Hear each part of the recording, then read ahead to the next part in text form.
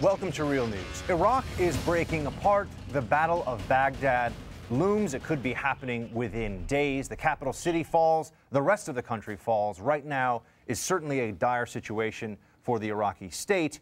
And there's also, of course, the question of what is the United States, if really much of anything, going to do about it. President Obama decided to address the spiraling crisis in Iraq today. Here's some of what he had to say.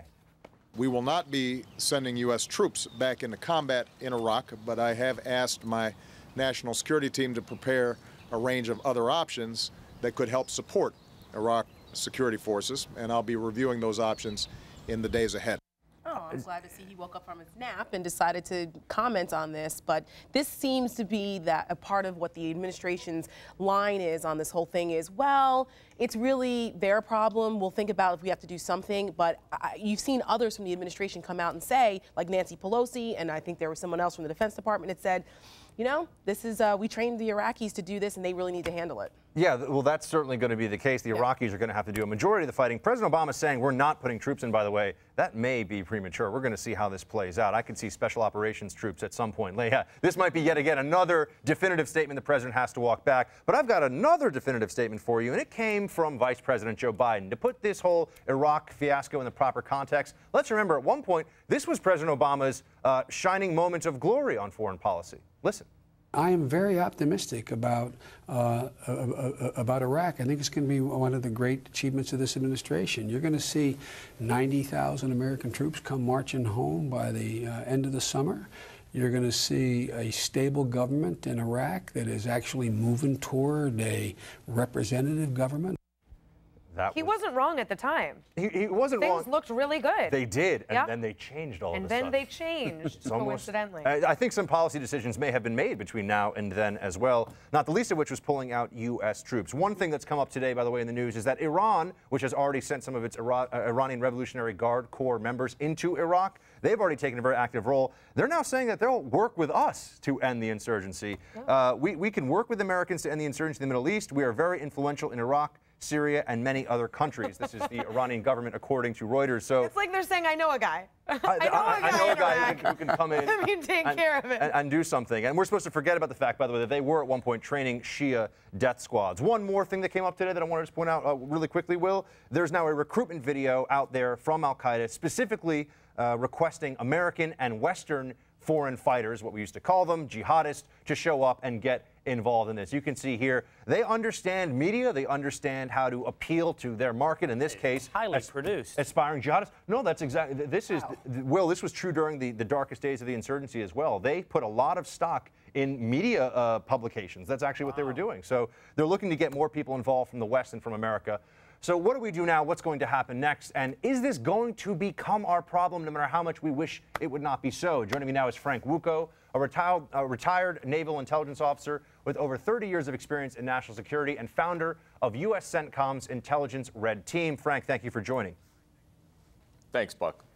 Frank, first question, is there going to be a Battle of Baghdad, and how do you think that shakes out? We know that right now Maliki is giving arms out to anyone who's willing to fight al-Qaeda. Do you think they can hold the line at the outskirts of the capital city? No, I don't think they can prevent the onslaught of the ISI coming in the way that they have through the rest of Iraq. And let's not forget that this entire campaign, from the ISI's standpoint, backing up a little bit here, I wouldn't put a lot of stock into what we're hearing in the media about, al-Qaeda disavowing ISI.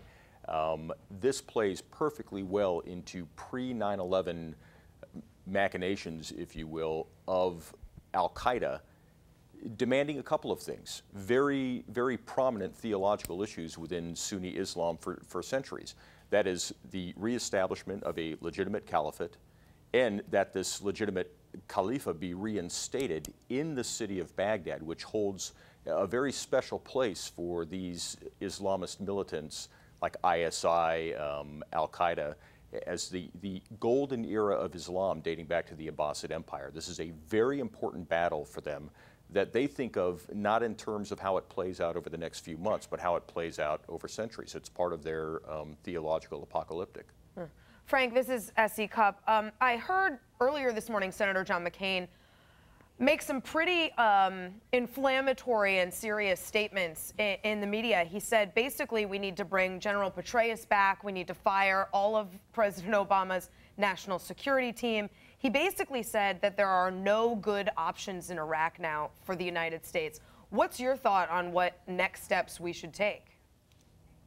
Well, I think instinctively early on, McCain, back in 2008 during the campaign, had a very valid point. That is, if we wanted stability in Iraq, sort of Western-style stability, it was going to require a 50 or 100-year-long presence of U.S. and foreign troops there to force them into a sort of a Western model of stabilization.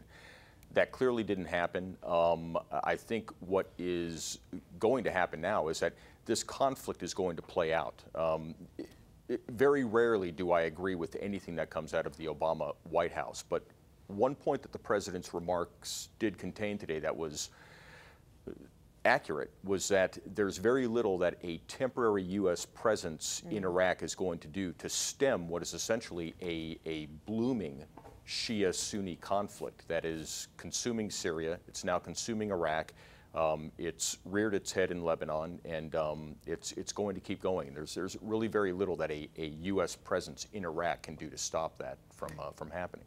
Hi, Frank. This is Tara Setmayer. I have a question about the spat that's been going on between the Al-Qaeda as we know it usually and then this new ISIS group in Iraq. And it seems as though that, there have been reports that, even Al-Qaeda has disavowed this group, and which is not necessarily true. I think it's more the fact that Zawahiri is stuck in the Fatah in Pakistan, and he hasn't been able to really get out of there and do anything. And this group has moved in, and they're clearly a group of action. They are more brutal against Muslims. But do you think that this is the new threat now, that the influence of Zawahiri and that part of Al-Qaeda is diminishing, and now we've got a new threat and new possible recruitment to export terrorism? Could be. I mean, one of the very successful parts of the Al-Qaeda story going back to pre-9/11 is the establishment of cellular groups globally that will carry the fight, that is the Islamist fight for, on the Sunni side, Sunni Islamist supremacy globally, without a real strong central leadership or central infrastructure. I would look at some of these comments that the press is making much of right now as passing, sort of passing comments. We've seen it in the past. For instance, when Zarqawi was very active in Iraq before we took him out, Al-Qaeda leadership was actually telling him to sort of back off and take it easy on the beheadings and the very extreme sort of bloody violence that was being shown on TV, because it was not boding well for Al-Qaeda in the public relations field.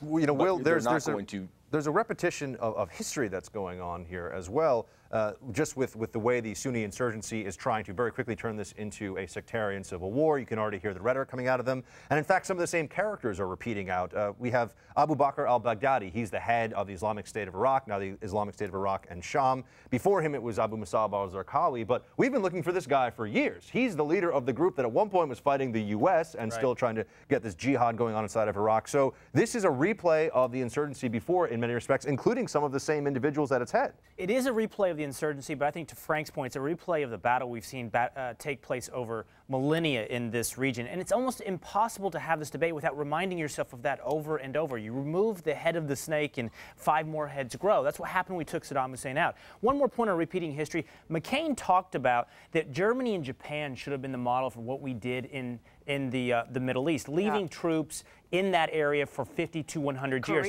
I don't know. In fact, I don't think there was political will for anything like that. And that can circle us back to a debate we've had many times about whether or not the president guides political will or follows political will. But at the time, there was not an appetite for us to leave a remnant force in that region for 100 years. I mean, the president has this bad habit of trying to please everyone, especially when it comes to foreign policy. So he wants to make it look like he's doing something, but he's not willing to do enough that would actually make a difference in the region. So, you see him saying, sure, we'll continue some airstrikes, we'll leave some drones in the area. everyone across the spectrum agrees that that's not going to turn the tide of this conflict. But can I say, you put up that Iranian quote a little earlier, and we all laughed, and I mean, this is like that's very serious. I mean, they are going in. They're not kidding around. What I was going to say, right? It's actually true, right? That's exactly right. Whether or not it's unofficial or not, if we decide to get involved in what's going on in Iraq, we will be fighting in partnership with Iran. Who will play the government in Baghdad, with Maliki, who is a Shia, at its head, is going to be turning to the strongest horse they can find, so to speak. They're going to be turning to Iran. Iran is going to be funneling weapons and assistance to them, with much greater efficacy, by the way, than the U.S. is at this point in time, as well as fighters who, if they have to, will wear Iraqi uniforms, but they will be Iranian. So that's where you start to get into the nightmare scenario of a Sunni-Shia civil war. And in that case, even if the U.S. is not actively collaborating with Iran, if we sort of give them the go-ahead to move in there, what do we say to Saudi Arabia? Obviously, there's no love lost there.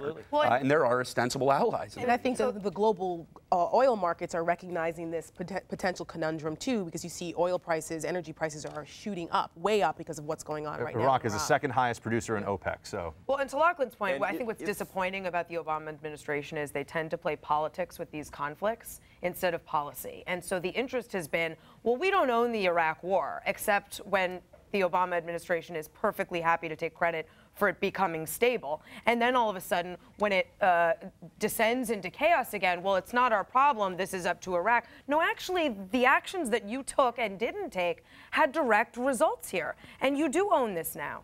But you don't see a whole lot of responsibility taken. A lot of articles coming out about how there's decision paralysis in the government in Baghdad. There's decision paralysis in the government in D.C. as well. We should be And just really quickly, this is a problem for Obama, too, because his base does not want him putting any troops back in there, because this was Bush's war, and we ended this war. So going into a midterm election year is problematic for them, too, because the liberal base that doesn't want us there, what is Obama going to do with that? If we have to evac the embassy, I promise you, there's going to be a lot of troops. But Frank, thank you very much for your time. We appreciate you joining us. Thank you. Americans haven't forgotten about the scandal at the Department of Veterans Affairs, and neither have we. We'll have all the latest details, including the FBI's criminal investigation, up next.